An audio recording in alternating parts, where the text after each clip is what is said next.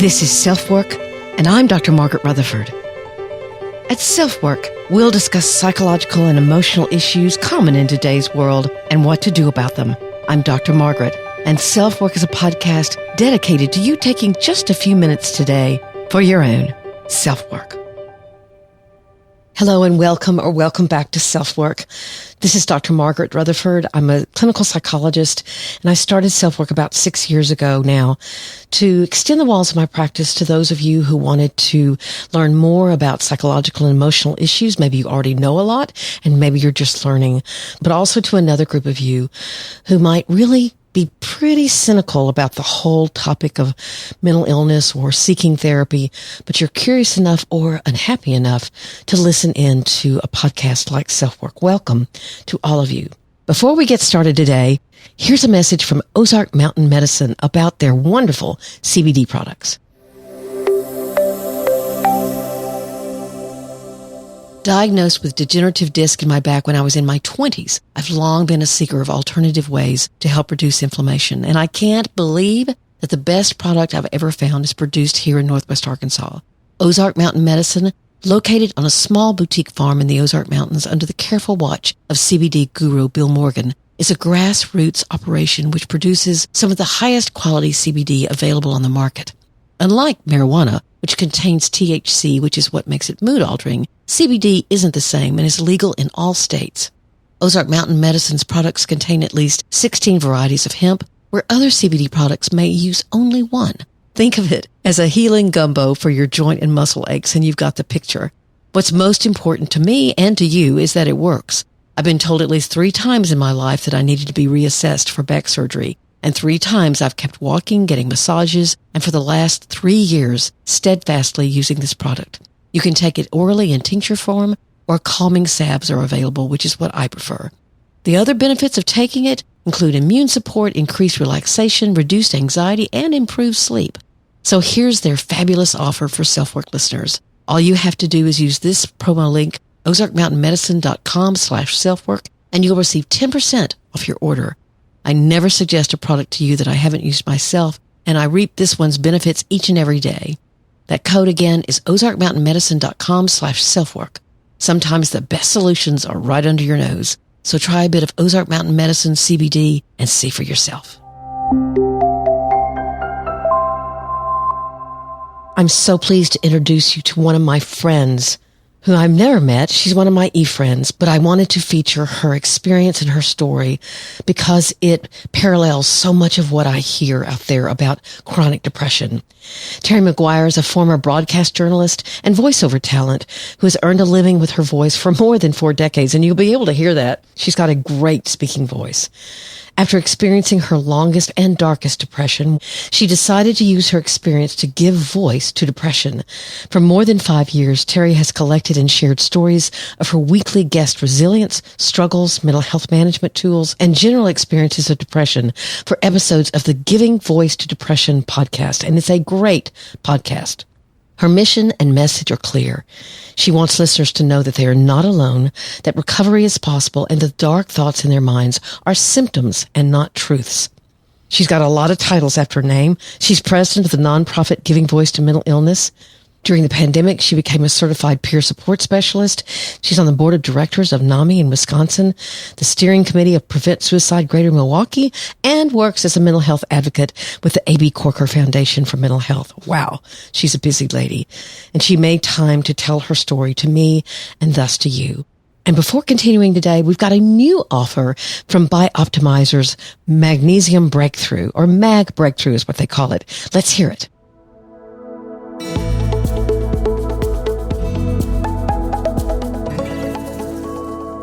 If you don't want to accidentally take a laxative and have the worst day of your life, listen to this.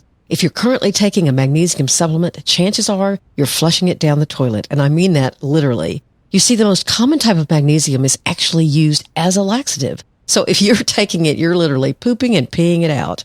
Kind of ironic, isn't it?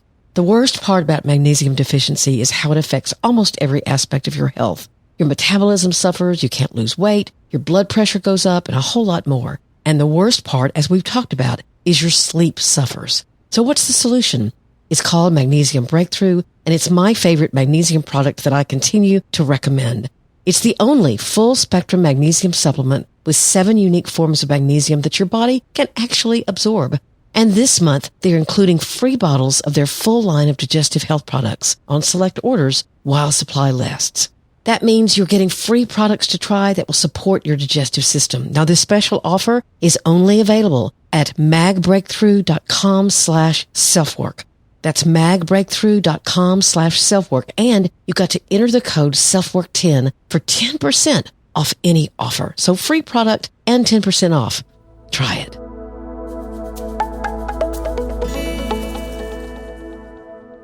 Okay, now we've heard from everyone who can hopefully help you and help your health. Let's now hear from Terry McGuire.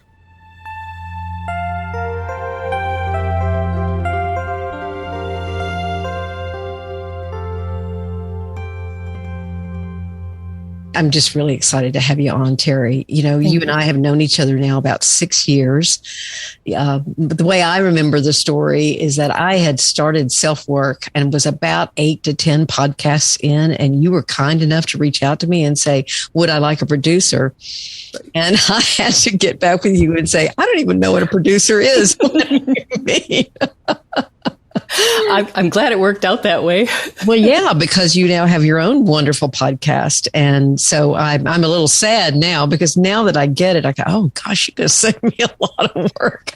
Yeah, it can still happen. You know, I still love, giving voice to depression, and I'm honored to be on the board. And so let's talk a little bit about your own story with depression and how this became so important to you to do.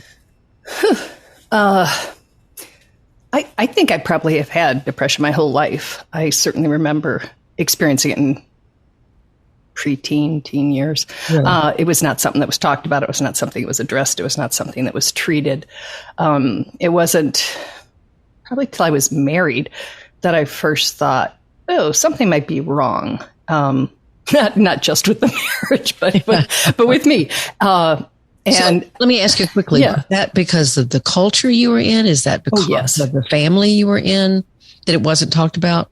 Probably both, but I only know the family, but there were also 7 of us, and it's not like, there was really time to say to the one, I'm sorry, is something going on with you? But I do remember, and thinking about speaking to you today, I remembered, do you remember the theme song for MASH? It was Suicide is Painless. Mm-hmm. I used to sing that around the house. Now, in this environment, I would certainly hope that someone would say like, oh, that's a heck of a song choice. Yeah. But back then it was just, I remember at some point my mom said, you need to learn a new song, but there was never a question as to why I had chosen the original one. Mom. And I don't think I was consciously trying to make a point. It wasn't like, hey, red flag. But there was a reason I was drawn to that. Sure, of course. Wow. Yeah. Was anybody else in your family affected by depression now that you look back on it? Or I know that your sister, you have done the podcast together. Yes. But was there anybody looking back that your mother or your father may have had some depression, or a grandparent or anything like that? My father had undiagnosed bipolar disorder. I mean, it was undiagnosed, so I'm not a doctor and I can't really say that, but I can really say that it was quite extreme. And my mom had really bad anxiety. As for the siblings, I don't have permission to discuss their mental health, and nobody has ever disclosed it to me, ever. Even with a depression podcast, no one has said to me, yeah, I have it too. Ever. Wow. Yeah. Did your father ever get help? No. So can I ask you if there was violence in the home because of it?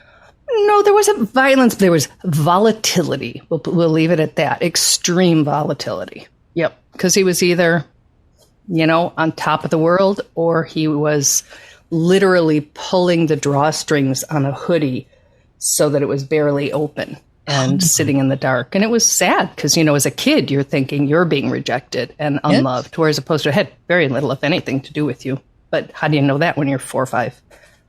So you were how old when you were first married and realized, oh, wait a minute, something's wrong?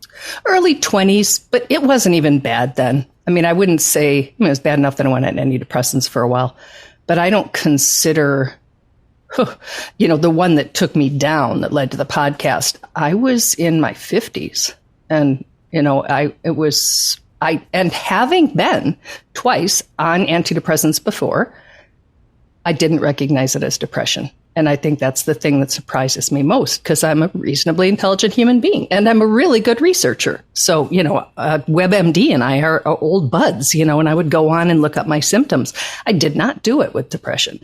I think that I believed it was just me, that I had just lost my worth as a human being. What about menopausal factors? Were they a factor? Yes. And I'm glad you brought that up, because the 2 times I think I had it worse, the teenage, like 13 and then 53. And I believe that those were my hormonal bookends, and that absolutely it played a role. And I remember asking my doctor, my OB, do I need to be worried about this? Because when I was 13, and she's like, oh no, don't worry about it at all. And I was like, okay. And then poof. What were your symptoms? How did this feel different in your 50s? Oh, I consider myself to have basically lost 2 years of my life. I mean, it was so impacted and diminished. I could get up sometimes. I had just gotten divorced. I had just moved far away from all of the people I knew. I was living in a little wooden cabin. And so that alone would have led to some isolation and some changes. Mm-hmm. But I was in bed a lot. It was just, I just really, really thought that all of the things that I had done prior, and that included like being a news anchor and stuff, I thought that was all just a fluke, and that now the veneer was off and the real me was being exposed to me, and that there was very little worth to me. I didn't question it. I would, if I had to go somewhere, I would sit there, and I often felt like I wish I had a camera so that I was that distant that I may as well have been just recording the event as opposed to trying to participate in it. You felt real detached from the moment. Mm-hmm. Yes. And then I would come home and pretty much just get back into bed. There were times I walked in the front door, walked straight to my bed, and I would still have my coat on when I woke up hours later. And I live in Wisconsin, so I'm talking about a real big coat. Parka. The parka, exactly. There was a physical weight to it. I remember thinking it was like the lead shield they put on you when you get an x-ray at the dentist. There were times that I would think it's actually hard to physically get up. But the worst parts were just the thoughts, not just at all. The belief that I was always going to feel that way. Mm-hmm. The belief that my value was gone. The belief that there was very little point in trying anything. Just did not. I wasn't trying to hide it. I wasn't not talking about it. I would say to people, my God, it's like, I just can't even. I don't want this. I don't want that. I'm not interested in the things I used to be interested in. All the classic signs. Classic symptoms. Yeah. Right? I could have found that list somewhere had I looked. It wasn't until a day I was in bed and I thought I was having a heart attack. I did not at that point know that heartbreak has an actual pain to it. Yes. And I remember thinking, I'm having a heart attack, pretty calmly. And the first thought was, you got to throw your phone. My cell phone was on the bed next to me, not on the bed, on the nightstand. And so I threw it. And my thought was so logical to me that if I died and my phone was right there, people were going to feel bad. And they were going to wonder why I hadn't accessed it, why I hadn't called 911. But if it was in the other room, they would just think I couldn't reach it. And that's when I went like, wait, what? That's, now I was sort of participating in it. Mm. And that was fortunately, that's as close as I got on that slide. And I just went like, something's really wrong with me. Mm-hmm. And I called my doctor, made an appointment, told him I needed to get right in. I can't tell you how fast I felt better. It was weeks. And I was on antidepressants, and I was like, how could I not have done this 2 years ago? Mm-hmm. If 2 months in, I said, boy, this just isn't going away, and I don't think it's just the divorce. I could have saved myself all of that. So that's my depression story. I'm not embarrassed anymore, because now that I've interviewed so many people, but I realize how common it is to be that out of touch with what it is, because one of depression symptoms is it tells you you're not sick, that you don't have it. And that's, I think, one of the ways it's diabolical. So you can talk about it. You're not detached from it at all. I can watch you and see that you're struggling a little bit from time to time. But when you realized, wait a minute, this is depression. Yeah. Did you felt relief, but did you also feel sadness or anger or anything like that? I might have been mad at myself, but I was also pretty surprised. I try not to use the word angry, but a little bit at everyone in my supposed support network. Right. Because if I said anything else, if I said, this hoarseness, I've been clearing my throat for 18 months and it just won't go away. Somebody would have said, you need to see an ENT. If I said, I'm still limping, they would have said, you need to see an orthopedic. I said, I don't even want to get out of bed. I think about dying all of the time and I want to, and it was just like the reaction that I most often got, I could characterize as like, you're just a downer. You're just not much fun to be with anymore. That's really bad conversation. No one, family or friend said. How long ago? Well, I right when I got out of it, I started the podcast, and this is year 6. So 7-8 years ago. Okay. Not that long. No. Especially nobody said it. I asked because of the culture beginning to change and more people talking about mental illness. And I thought, well, this was 20 years ago. Right. I don't think you're 88. No, thanks. Although now I think I might dye my hair since you're not sure. But yeah, no, it's frightening that nobody said it. Just a simple, have you seen a doctor? Not even, I think this might be, they don't have to diagnose me. They don't have to have that information. But to just suggest that perhaps it was medical, but it made a real difference. Were you in therapy ever? Yeah, I think I was. I think I probably was. I don't remember during that period. During those 2 years, I'm not sure. I'm not sure I even had the energy to do it. Okay.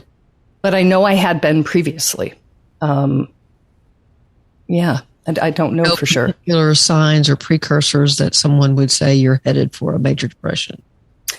No, and I certainly wouldn't have recognized them. And that's one of the things that, in my podcast, I'm constantly talking about and really on alert for myself. My mother died a couple of weeks ago, and I was so cognizant of the fact that could be put some real slippery stuff on my slope, that I did get into therapy and sort of prepare for it as best I could so that I lessened the chance that it would trigger me into a depression. But I did not recognize any warning signs. And that's on me. I could also have done that research, but I think that's a very unresourced place to be. When you just really think it's you're not looking up like, why is Terry such a loser? I mean, I don't think I would have even known to look up what are the symptoms of depression. So when you hear yourself now talk about this, what would you say to that 13-year-old that was going around singing suicide is right? What would you say to her? Well, I couldn't tell her in honesty, hey, it's not always going to be that way, because it was for a lot of my life. And I don't know that had I gone in, 1970, whatever that was, to the school nurse and told her that anything much would have happened either.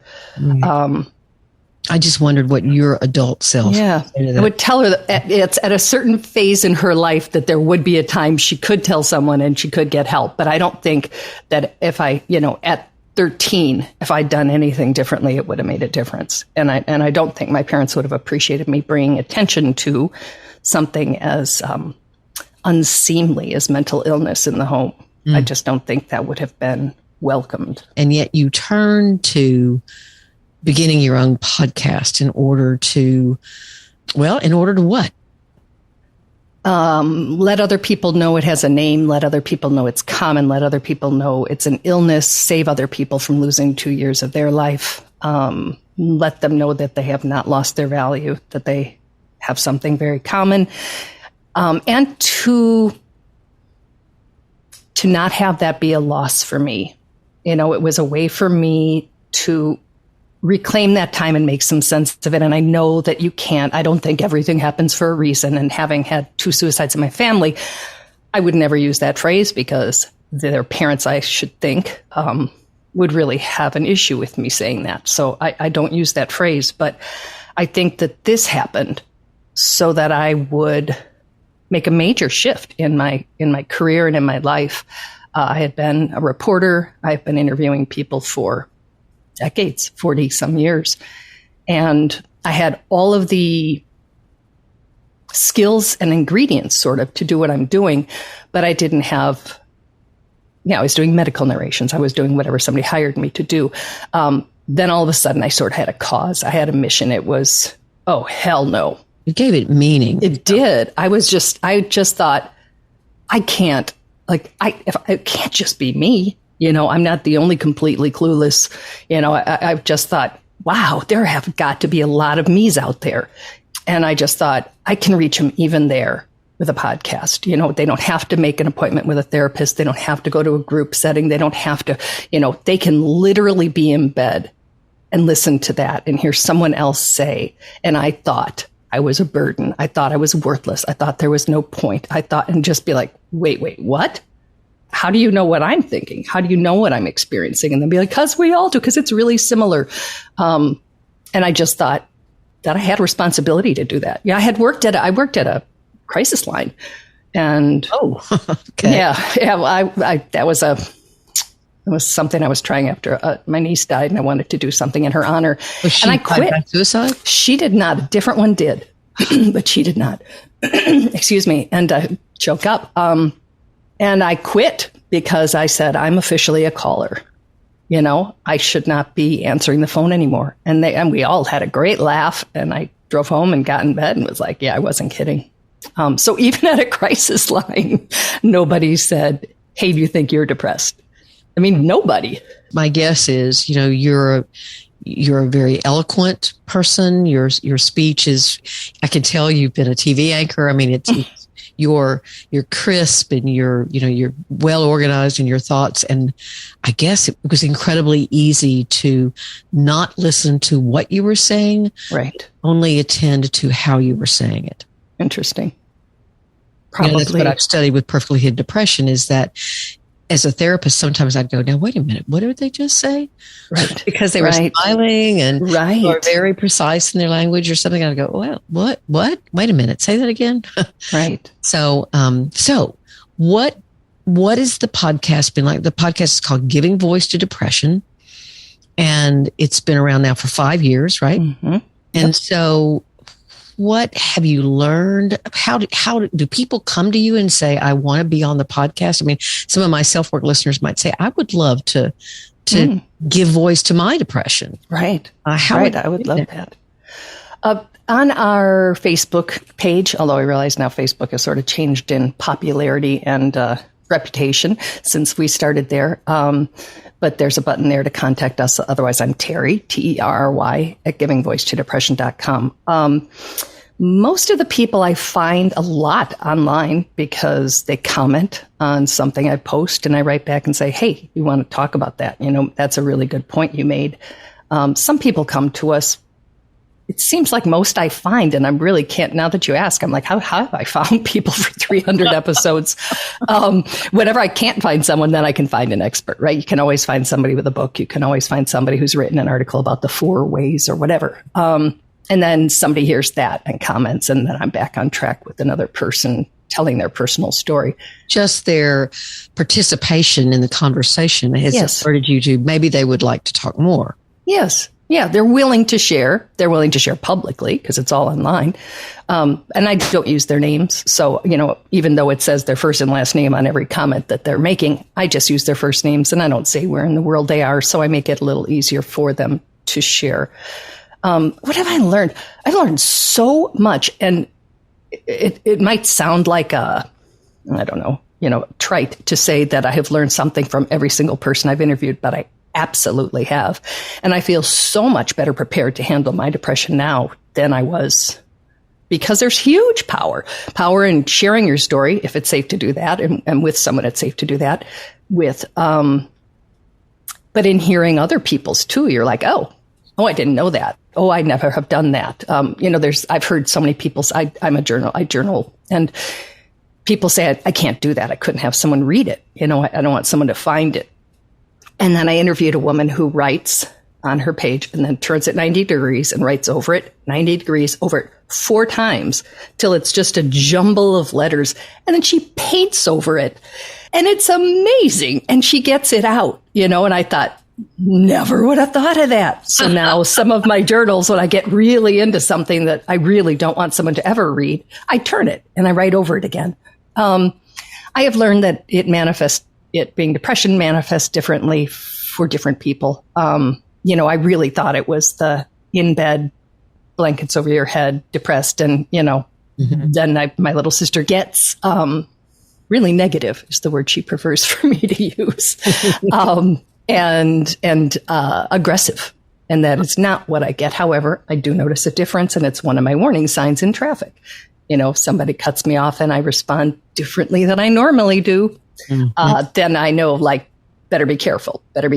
Just make sure it was just that. I have learned all the different ways people treat, how many different tools you can have in your toolkit. I was like, so now I'm on antidepressants, and sort of as if that's the only thing you have to do. But I have a bad back, and I wore a full body brace for 8 years. I wore a body brace. So I have a bad back. Whoa. And I know when I get that little twinge, I think, ooh, I've been warned. That's what I say it out loud. I've been warned. And I stretch and I don't overreach. And I am more careful when I turn, even in bed. I'm more slow. I do all sorts of things differently. And now I do that with my mental health too. I just think ooh, I've been warned, Analogy. Oh, thanks. Love that. So I have learned that. I have learned that we have more control over it. I used to think it was, like walking down the block and you turn a corner and boom, there's something there and it gets you.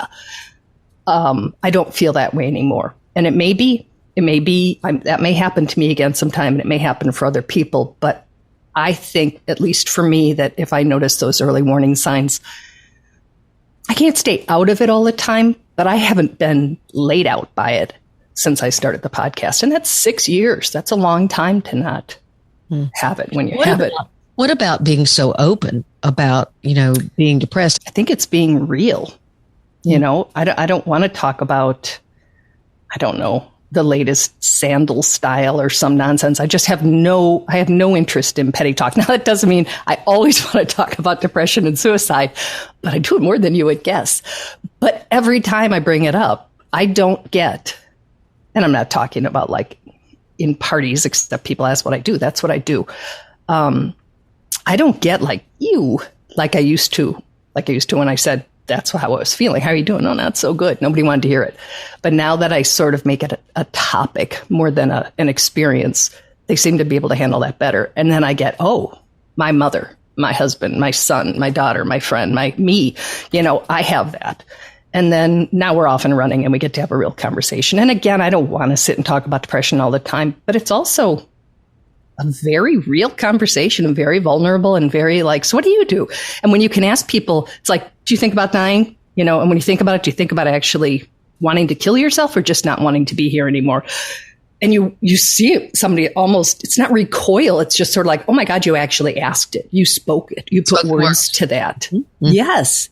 And then you can say it, and I say, I've never actually planned or researched or thought of how, but I've wanted to be dead for years, just if I could, I'd be cool with that. That's a really different thing. The research shows that it is erroneous to think that talking about suicide actually increases the likelihood of someone dying by suicide. Right. So that's a huge myth about depression. So what do people tell you who come on the show, and what do they say that meant to them, how that has changed them to actually come on and talk openly about it?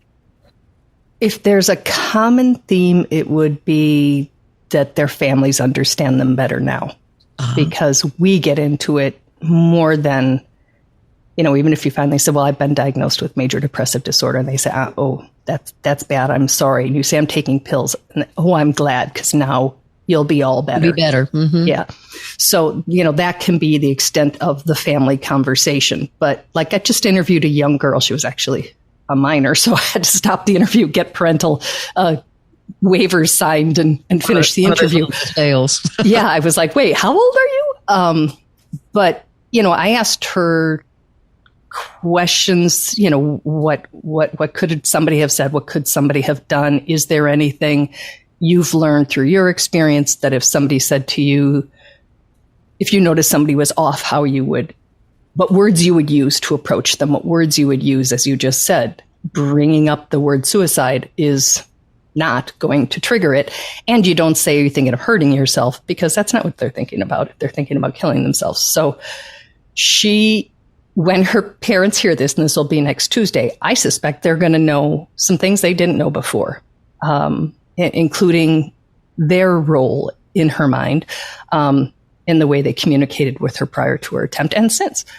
I think that's been it, that they feel better understood now, and that some doors have opened. I had a man who was hospitalized and was listening for his depression, and because he was suicidal, and was listening to the podcast in the hospital. And he said to his wife, I'll know I'm well when I can share my story. And then got a hold of me. I just got chill bumps on my arm. Ooh, it gets better. So he tells me his story. And, it is just what you would expect of someone who really suffered and then got help. His son heard it and said his son didn't know he had depression until he was visiting him in the hospital for having been suicidal. And his son said, Dad, I have depression. I want to do a podcast. So he shared his story with us too. And then now the two of them are a support for each other, because the door was opened. That's really wonderfully expressed, because these people are getting this feedback of, rather than, I can't believe you did this, you disgraced the family. Right. That there's been this understanding. I wonder, it also makes me think about the people, when I first started trying to write about perfectly hidden depression, figure out what in the heck I was talking about or trying to talk about. People came forward and wanted to be interviewed. They volunteered to be interviewed. And I would ask them all, why did you come forward? And they said, because the loneliness you feel because you realize something is wrong and no one knows you. No one knows what's really going on with you. Right. And that, of course, could be from the trauma-based perfectionism that I talk about, but it also could be classic depression. Mm-hmm. And it's not high-functioning depression, that it's not necessary. Well, it can be, I guess, but it's also just that there's this denial or detachment or lack of interest or lack of comfort in talking about it. And they said, we wouldn't wish the loneliness we've had on anyone else. So that story about the father and the son, isn't it interesting how they must both have been so lonely and not sharing that with one another. And then all of a sudden they get to have that in common and be supportive to one another. I had someone say to me once, I think we're all keeping the same secret from each other. And right. And it's just like, if you could just, if there's 1 in 4, if there's 1 in 5, whatever the number is, you're in any room. It's like, hey, real quick, anybody else here got depression? Put your hand up so we can talk for a second, because I'm really struggling right now. I mean, that doesn't happen. It's never going to happen. I've tried it in the grocery store. I haven't, but they're there, they're right there. And yet we all feel so alone. And it is a nice thing to open the door. I think that part of how I chose to do it with just using first names and not saying where in the world someone is, they get to decide if they're going to share it with their family or not. And some probably don't. But the ones who do have already made the decision, or at least been willing to roll the dice on the fact that when someone hears it, they will be somewhat respectful. It reminds me of the goal of This Is My Brave, which I know you know about. Yes. Because there are people telling their stories of their own mental illness and or mental battle, or whatever you want to call it. Sharing it with people they trust and who could benefit from it themselves must be incredible. And I find myself being very protective because there are times that when you open the door, someone comes through it in a very big way. And they say things that the former journalist in me would think, ooh, that's juicy. Not that I would use the word in this context, but, back in the day, upstairs, the PR department would have been like, she says, right. I can't do that because I won't exploit anybody. But I think, I think that would make you less inclined to share the episode with the people in your life. And I think that it would probably be beneficial to you to have their support because we all benefit from that. So when they say my mother this or my father that'd, or, when I told my husband I was suicidal, he said, and I think, that's not going to help your relationship at all. And it's probably in your best interest to be in it because you tell me you love him. So I'll just edit that out. So I find myself being very protective of the people. I don't change the context ever because I am a journalist, but I do recognize when someone's oversharing, when they get overly personal, and that does not need to make it onto the airwaves. I acknowledge it and I, respect them and I'm honored to be trusted to that level, but I also take it out. I think that's a wonderful choice, and really, like I say, very ethical because you just, people may share something they think they're okay with, and then the next day they're going, why in the heck did I say that? Yes. And so you're helping them protect themselves all at the same time. I don't even know what someone is going to talk about. After all these years, I don't even go in with a list of questions anymore. Somebody starts to tell me their story and I think, oh, wait, you're a veteran. Didn't know you were. We're going to talk about that. Or they start talking about how they treated it with drugs and alcohol. And I say, oh, okay, we're going to talk about, I just totally lost the word that is where you have dual diagnosis. Oh, dual diagnosis, yeah. And what did you say? Addiction. Mm-hmm. Addiction, yes. So I think, okay, now it's going to take a turn in that direction. But I very often don't know when I go in because I don't know what their story is. I don't pre-interview people because they tend to get more, if they think I responded in a certain way to something they said, then they try to say it again or not say it. Or I try to just open a door and let them talk.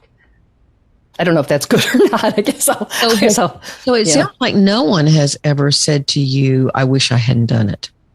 I have never heard that. Now, if they did, and maybe they didn't tell me.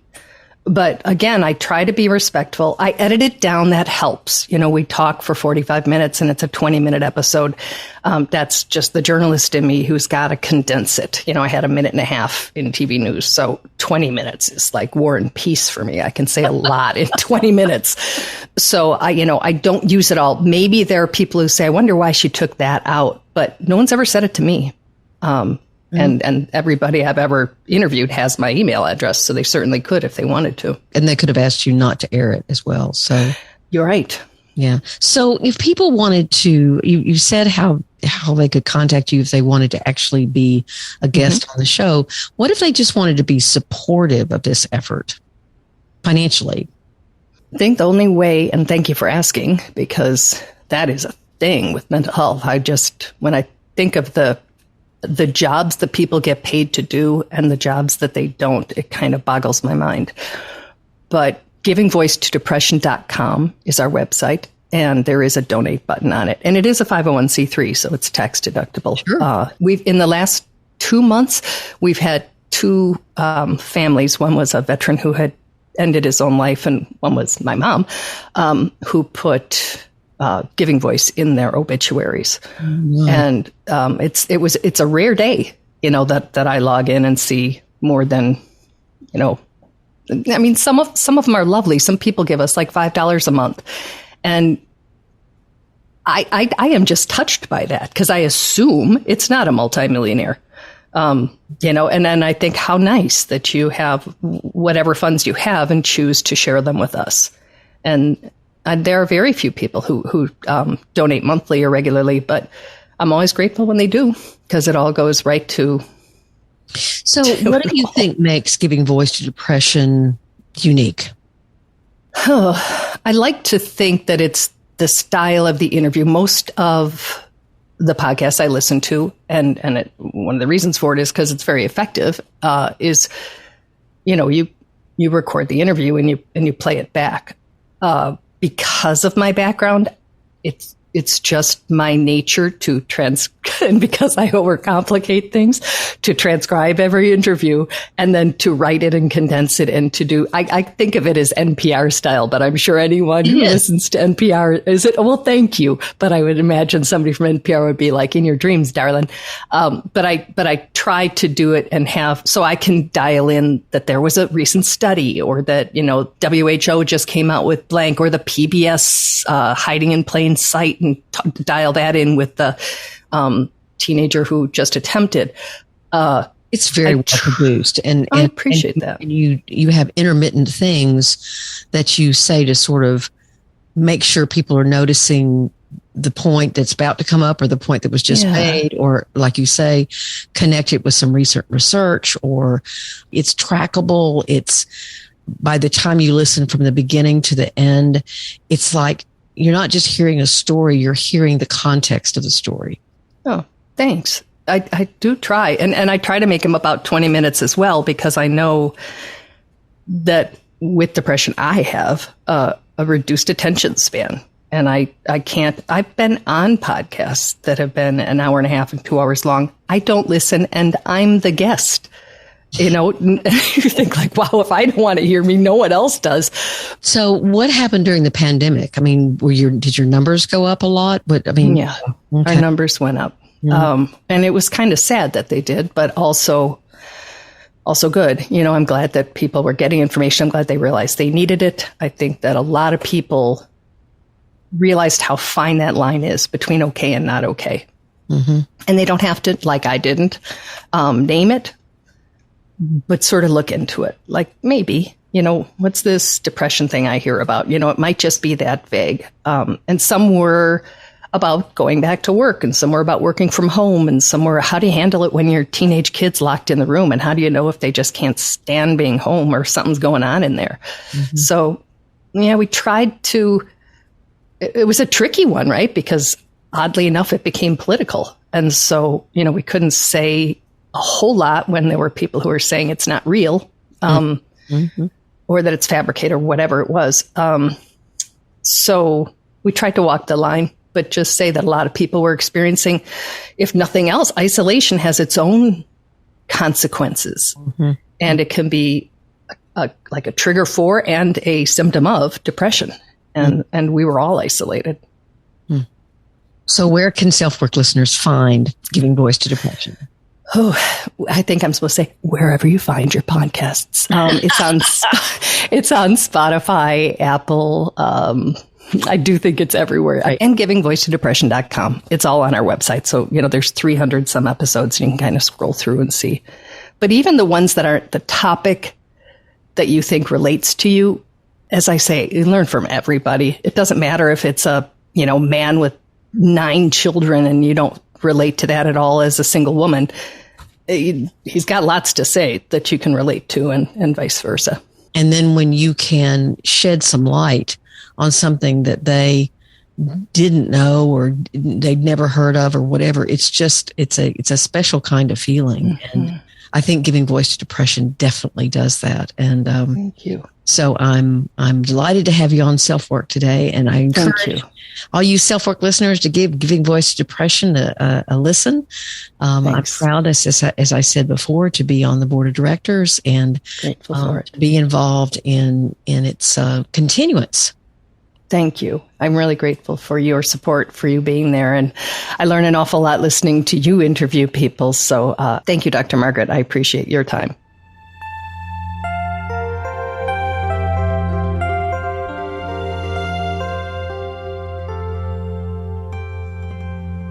I think you heard why her story was so important for many of you to hear. She's one of those people that no one would know that she suffers from chronic depression. And many of you may be just like her. So hopefully her story and her advice and her wisdom help you out. Thank you for being here at SelfWork. You're very special to me. I'm very grateful for every listener, and I'm delighted to be able to offer people's testimony to you like Terry. Thank you for being here. Take very good care of yourself, of those you love, and of your community. I'm Dr. Margaret, and this has been SelfWork.